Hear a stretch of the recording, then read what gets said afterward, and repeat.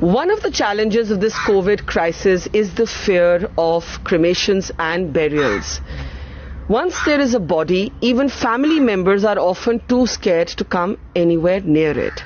Here in Surat, we are at the office of the Ekta Trust, which is providing this absolutely wonderful humanitarian service.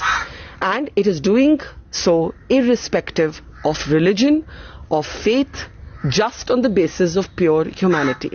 I'm here with Abdul Rahman Malabari, who has been running the Ekta Trust for many years. Abdul भाई, हम अपने दर्शकों को ये समझा रहे थे कि कोविड के ज़माने में लोगों को डर लगता है बॉडी के पास आने से, और यहाँ ऐसे हालात हो गए हैं कि मॉर्चुरी में कई बारी विक्टिम्स की बॉडीज होती हैं और कोई उनको लास्ट राइट्स, अंतिम संस्कार करने के लिए तैयार नहीं होता। लेकिन आप आज के समय भी ये कर रहे हैं, और अभी हम जब आपके साथ बैठे थे आपने बताया कि एक हिंदू की डेथ हो गई है और आप उनके अंतिम संस्कार करने जा रहे हैं, तो इसके बारे में बताइए, आजकल आप क्या कर रहे हैं? दरअसल मैडम, सूरत के अंदर हम लोग लावारिस लाशों का अंतिम संस्कार का काम तो कर ही रहे थे। यहाँ पर जब ये कोविड की महामारी की बात चल रही थी, सूरत महानगर पालिका ने हम पर भरोसा किया और कोविड की डेड बॉडी को अंतिम संस्कार करने का काम हमें सुपुर्द किया, जिसको हम बखूबी निभाने की कोशिश कर रहे हैं। कोविड के बारे में जो मीडिया के द्वारा जनता को पता चला है, उससे एक ऐसा माहौल बन गया है कि कोई भी व्यक्ति अपने पेरेंट्स की डेड बॉडी को छूना पसंद नहीं करता। उसे ऐसा लगता है कि अगर मैंने उसे छू लिया तो मुझे भी इसका पॉजिटिव अंजाम भुगतना पड़ेगा, और उसके सामने विकल्प में वो देख रहा है कि जो सारवार, जो इलाज किया जा रहा है, वो इलाज इतना कैपेबल नहीं है या तबीबों से उसे इतना संतोष नहीं मिलता, तो वो एक भय का वातावरण बन चुका है कि अगर अस्पताल में मेरा आदमी गया तो वो जिंदा बचने वाला नहीं। ऐसी सूरत में वो तमाम डेड बॉडीज को उनके धर्मों के एतबार से हमें डिस्पोज करना पड़ता है। दूसरा, उनके पेरेंट्स को हम लोग सांत्वना देते हैं, और जो WHO की गाइडलाइन है, जिसका हमें एक्सपीरियंस है और हमें डेमोन्स्ट्रेशन कराकर डेप्यूटी कमिश्नर ने बताया है, उस तरह हम उसका अंतिम संस्कार कर रहे हैं। और मैं आपसे ये भी समझना चाहती हूँ, आपने बहुत एक दिल से बात बोली कि इस समय म्युनिसिपल कॉर्पोरेशन की आप मदद कर रहे हैं और आपको कोई फर्क नहीं पड़ता कि जो विक्टिम है, जिसकी डेथ हुई है, वो हिंदू हो, मुस्लिम हो, सिख हो, क्रिश्चियन हो, आप उनके विश्वास को रखते हुए, उनके धर्म को रखते हुए आप उनको उनकी फाइनल राइट्स करते हैं।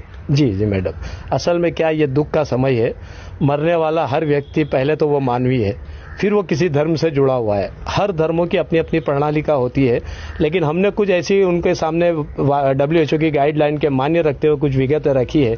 मान लो कि अगर किसी मुस्लिम का डेथ हो जाए तो उसमें जो मुख्य चीजें हैं, जैसा कि नमाज का पढ़ना, दुआ का करना और कब्र में उतारते हुए उसका मट्टी उसके परिवार का डालना, ये 3 महत्व की चीजों को हम उनके परिवार को दूर रहकर करने देते हैं। उसके बाद जो हमारे पास दूसरी चीजें होती है हिंदू समाज की, कि भाई मृत्यु के पार्थिव शरीर को जब अग्निदाह दिया जाता है, उस वक्त उसके परिवार की तरफ से गंगा जल दिया जाता है और एक घी का जो रहता है, थोड़ा घी का छिड़काव किया जाता है। तो वो सारा इंतजाम एकता ट्रस्ट करती है। गंगा जल भी एकता ट्रस्ट के पास है, वो लोग हमारे हिंदू भाइयों ने हमें दान में दिया है। वो तमाम गंगा जल की बोतल है, हम लोग हर डेड बॉडी को मुंह में गंगा जल पिलाते हैं, उसका फोटो गिराते हैं और उसके परिवार को देते हैं, और घी का एक छोटा डिब्बा अग्निदाह देते वक्त हम लोग उसके शरीर पर छिड़कते हैं। और आपको भगवान अल्लाह बहुत दुआ देगा, बहुत आपका भला हो कि आप ऐसा मतलब दिल से काम कर रहे हैं। लेकिन मैं आपसे जरूर पूछूंगी, आपको क्या डर नहीं लगता?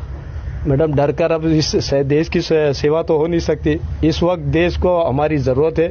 हम डेली हम तो वैसे डीकम्पोज डेड बॉडियां उठाते ही है, और हमारी सरकार ने हम पर भरोसा किया है, उस भरोसे को हम बनाए रखना चाहते हैं। डर लगने जैसी कोई बात हमें लगती नहीं है। आप क्या खुद प्रोटेक्शन लेते हैं? आपने बार बार कहा कि हम WHO की गाइडलाइंस को फॉलो करते हैं, तो आप लोग जब ये करने जाते हैं या आपकी संस्था करने जाती है तो पूरा PPE वगैरह पहन के जाते हैं? हाँ, हमें सूरत महानगर पालिका की तरफ से और कुछ NGO की तरफ से हमें PP किट दी गई है। हमारे पास करीबन 500 के आसपास की PP किट है। हमारे 4 सभ्य जो रहते हैं, मेंबर्स रहते हैं, वो PP किट पहनकर अंदर जाते हैं। दूसरा, हमें हर 2 दिन में हमारे सुपरिटेंडेंट जो डॉक्टर चौकसी आरएमओ चौकसी साहब है, वो हमारी ट्रीटमेंट के लिए कुछ दवाइयां देते हैं ताकि हमारे शरीर की जो ह्यूमन शक्ति है, अंदर की शक्ति बनी रहे और हमारे जो बैक्टीरिया, रोग प्रतिकारक शक्ति के बैक्टीरिया भी जीवित रहे।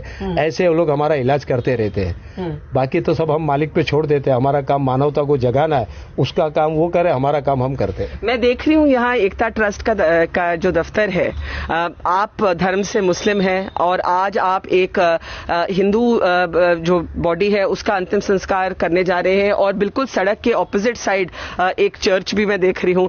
तो मुझे लगता है कि जहां पे भारत की बात आती है वो एकता ट्रस्ट में यहां पे इसी दिन इनकैप्सुलेट हो गई है कि धर्म से ऊपर इंसानियत है और जो लोग कोशिश करते हैं कि ऐसे वक्त पे भी हिंदू मुस्लिम के आधार पर लोगों को बांटना, आप उनका बिल्कुल ऑपोजिट रूप है।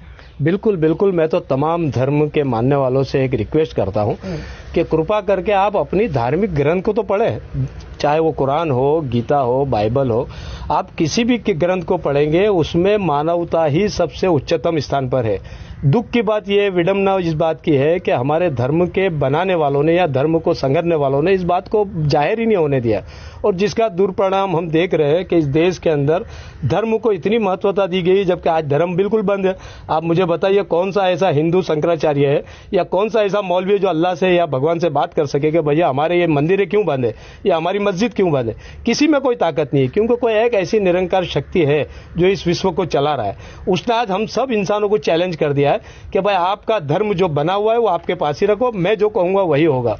तो मैं तमाम देशवासियों से एक विनती करता हूं, रिक्वेस्ट करता हूं, प्लीज प्लीज आप अपने धर्म को मानिए, मुझे उससे इनकार नहीं है, वो मानना भी चाहिए, लेकिन धर्म में पॉजिटिव बातें उसी को मानिए, जो बनी बनाई डाली गई है उसे ना माने। अच्छा, एक आखिरी सवाल, ये आपने काम शुरू कैसे किया? मैं आज से 33 साल पहले एक डेड बॉडी ऐसी आई थी जो मुस्लिम महिला की थी, जिसका नाम सकीना बीबी था। वो सूरत के करीबन 70 किलोमीटर दूर कोसंबा गांव की रहने वाली थी। उसके बेटों को जैसे पता चला कि हमारी मम्मी को HIV एड्स हुआ है, वो छोड़कर भाग गए, क्योंकि उस वक्त HIV एड्स को बहुत बड़ी बीमारी माना जाता था। वो डेड बॉडी करीबन 15-20 दिन तक डिकम्पोज हो गई, उसमें कीड़े पड़ गए, जीवात पड़ गए। तब आरएमओ जो PK पटेल डॉक्टर साहब है, उन्होंने पेपर में एक ऐड दी कि भाई ये मुस्लिम बॉडी पड़ी है, कृपा करके आप इस बॉडी का अंतिम संस्कार मुस्लिम धर्म के लोग करें। मैं जब उस बॉडी को देखने गया तो करीबन उस वक्त मुझे 22-23 दिन हो चुके थे डेड बॉडी को देखे हुए। हजारों कीड़े उसके डेड बॉडी पर घूम रहे थे। मैं मुस्लिम औरतों को लाया नहलाने के लिए, करीबन 4 औरतें आए और 4 औरतें भाग गई कि भाई नहीं, हम इसको नहीं नहला सकते।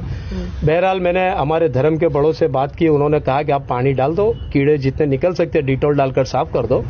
उस डेड बॉडी को जब हम लोग ने अंतिम संस्कार किया, दफन विधि की, उसके बाद रात को मुझे सोते वक्त एक अजीब सा सपना आया।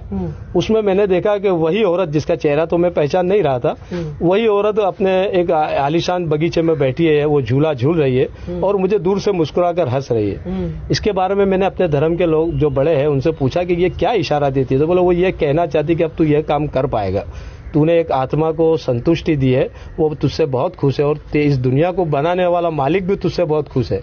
तो मुझे वहीं से फीलिंग शुरू हुई और हमारे शफी भाई बिस्मिल्लाह होटल वाले, जो पिछले 50 सालों से उनके पिताजी भी ये काम कर रहे थे, मैंने उनका कांटेक्ट किया और उनसे बात की, तो उनको भी ये मेरा आइडिया अच्छा लगा कि नहीं भाई, इसके लिए एक NGO का होना चाहिए। और हिंदू मुस्लिम सब जो मेरे दोस्त लोग थे उनको बात की और NGO की शुरुआत हो गई।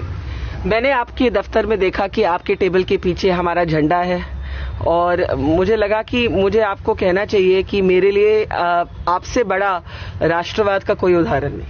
जी मैडम, मैं तो ये नहीं समझ पा रहा हूँ कि राष्ट्रवाद किसी पक्ष में होता है या किसी इंसान के कहने से होता है। मैं ऐसा मानता हूँ कि हर मानवी को कर्म योद्धा होना चाहिए, वो अपने कर्म के जरिए अपने देश का भला करे और राष्ट्रवादी खुद ही कहलाएगा। किसी के सर्टिफिकेट बांटने से कभी राष्ट्रवाद बन नहीं सकता आदमी। मैं सिर्फ आपको सलाम दे सकती हूँ। Thank you. बहुत बहुत मेरी तरफ से सलाम, दुआ, शुक्रिया, धन्यवाद कि आप ऐसे समय में एक इंसानियत के इतना बड़ा काम कर रहे हैं। धन्यवाद, thank you. And if we really want to learn a lesson, we should come here to the Ekta Trust. You can see all of the volunteers here, मेरे पीछे खड़े हैं, and they don't talk about Hindu, Muslim, Sikh, Isai. They simply provide that dignity in death at a time when even family members are not willing to do so. This is the most fiercely nationalist Indian that I have met in a long time, and I am humbled to meet him.